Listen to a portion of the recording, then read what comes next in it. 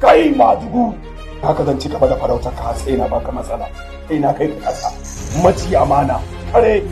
Ai kare a iya gidansu kawai yake iya haushi, amma da zarar an je dawa sai dai ka ji gurnanin kuraye. Masu yaudarar kai su ne waɗanda suke tunanin za su yaudar mabo. Me yasa mutane suke shiga abin da bai shafe su ba? Ko so ke ki tona min asiri? Wallahi na maka alƙawari babu wanda zan ga yau. Inna lillahi wa inna ilaihi raji'un. Suna sai da sassan jikin ɗan adam sannan kuma suna dallancin ƙwayoyi da kayan maye da sunan pharmacy. Suna yaɗa cututtuka gabaki ɗaya a nahiyar Afirka. Tuna abin da kake ƙoƙarin nan yana da matuƙar haɗari sosai.